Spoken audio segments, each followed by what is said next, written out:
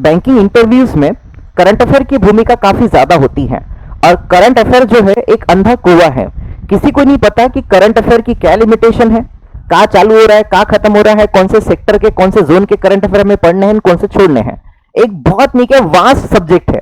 आप सारे सब्जेक्ट एक तरफ कर दो, करंट अफेयर दूसरी तरफ, इसमें हर सब्जेक्ट हर फील्ड को पढ़ना है, तो इसलिए एस्पिरेंट के सामने दिक्कत आ जाती है कि हमें क्या पढ़ना है क्या छोड़ना है। अब स्पेशली बैंकिंग इंटरव्यू के कंटेक्स्ट में अगर मैं बोलूं तो आने वाले इंटरव्यूज को ध्यान में रखते हुए कुछ टॉपिक जो है आपको डेफिनेटली पढ़ने हैं, जो डेफिनेटली आपके पैनलिस्ट जो है आपको एग्जाम्स में जो है यहाँ पे पूछेंगे। आपके बैंकिंग इंटरव्यूज को अगर आप देखेंगे, ये मेरे अभी रिसेंट में जितने भी स्टूडेंट ने इंटरव्यू फेस किया है, ऑलमोस्ट 50% स्टूडेंट को इलेक्टोरल बॉन्ड के ऊपर जो है यहाँ पे क्वेश्चन जो है यहाँ पे पूछे गए हैं। What are electoral bonds, electoral bonds वगैरह क्या होते हैं, राइट, ये क्यों रद्द किए गए, क्या इसकी भूमिका आती इलेक्शन फंडिंग वगैरह वगैरह में। तो इस टॉपिक को आप स्टार करके लिख लीजिए, ये आपको प्रिपेयर करके जाना ही है, ठीक है, राइट।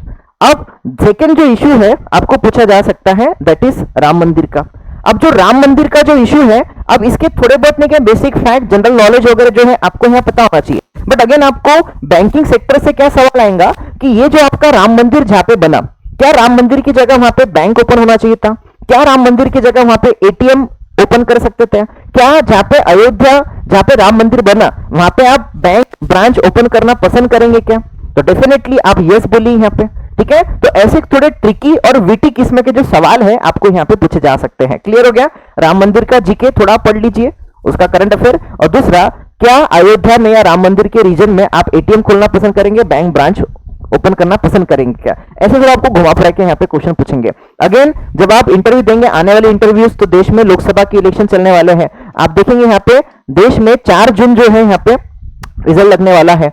19 अप्रैल से हमारे देश में चुनाव चालू हो जाएंगे, तो 1 जून तक जो है चुनाव चलते रहेंगे। 4 जून को हमारे देश के लोकसभा चुनाव के नतीजे आएंगे। तो इस पीरियड में या इसके पहले इसके बाद में जो भी निके यहाँ पे निके आपके निके इंटरव्यूज होंगे, उसमें लोकसभा इलेक्शन से जुड़े हुए कुछ क्वेश्चंस आपको पूछे जाएंगे। कोड ऑफ कंडक्ट वगैरह हो गया, कौन सा नेता कहां से लड़ रहा था वगैरह वगैरह, आपके कॉन्स्टिट्यूएंसी से, आप जिस रीजन से बिलोंग करते हैं वहां पे कौन एमपी है, कौन बन रहा है, कौन हर रहा है, सारी चीजें आपको थोड़ी बहुत प्रिपेयर करके जानी है। लोकसभा में कितने मेंबर्स होते हैं, कितने सीट्स के लिए इलेक्शन होने वाले, क्या कार्यकाल है, ये बेसिक चीजें आपको एटलीस्ट यहाँ पे पता होनी चाहिए। रिसेंटली आप देखेंगे 2023 में भारत में G20 समिट हुआ था। इंडिया ने G20 समिट को काफी बड़े ब्रॉड लेवल पे क्या किया था, यहाँ पे क्या किया था, अरेंज किया था, होस्ट किया था। तो ये G20 जो समिट है, इस G20 समिट के ऊपर जो है आपको थोड़ा प्रिपरेशन जो है यहाँ पे करके जाना है। अगेन ऑयल और पेट्रोल के जो रेट्स है ये अक्सर बढ़ते रहते हैं, इसके पीछे बढ़ने के पीछे क्या रीजंस होते हैं, टैक्सेस एंड ऑल दैट वगैरह आप थोड़ा यहाँ पे पढ़िए।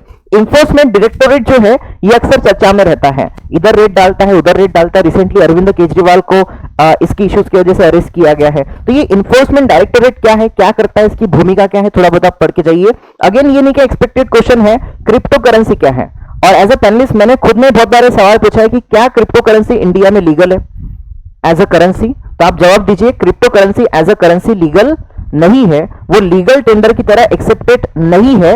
बट क्रिप्टो करेंसी में इन्वेस्टमेंट जो है इंडिया में क्या है यहाँ पे अलाउ है, जिसके ऊपर भारत सरकार टैक्स भी लगाती है। क्लियर हो गया?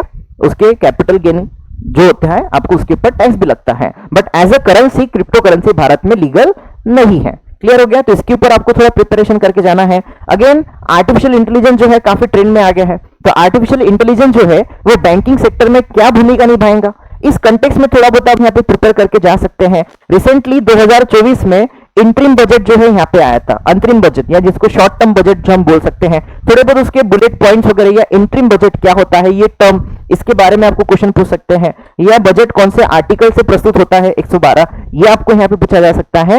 एंड अगेन इस पीरियड में आईपीएल वगैरह जो है चल रहा है, WPL रिसेंटली हुआ है, तो स्पोर्ट्स से जुड़े हुए कुछ करंट अफेयर और कुछ अवार्ड्स वगैरह, कुछ फेमस पर्सनालिटीज को, और स्पेशली आप एक चीज यहाँ पे पढ़ के जाइए कि इंडियन हिस्ट्री में ये पहली बार हुआ है कि एक साथ नहीं क्या 5 लोगों को जो है यहाँ पे भारत रत्न दिया गया है। तो आपको जस्ट पूछा जाएगा कि इस साल कौन कौन से लोगों, कितने लोगों को भारत रत्न जो है यहाँ पे दिया गया है? तो 5 लोगों को इसमें नहीं क्या भारत रत्न जो है इस साल यहाँ पे दिया गया है। कौन कौन से लोग थे, पर्सनालिटीज क्या थे, उनकी क्या बायोग्राफी थे, थोड़ा बहुत आप शॉर्ट में यहाँ पे पढ़ के जाइए। नो डाउट कि करंट अफेयर का जो जोनर है काफी बड़ा है, काफी वास्ट है। मैं दावा नहीं कर रहा कि सारे सवाल इसी में से आएंगे, बट अगेन मैं दावा कर सकता हूं कि इन्हीं जोनर्स के ऊपर बहुत सारे जो आपके एस्पिरेंट है उनको उनके इंटरव्यू में सवाल मिलने वाले हैं। ये आशा करता हूं और आपका इंटरव्यू अच्छा जाएगा, ये उम्मीद करता हूं। शुक्रिया।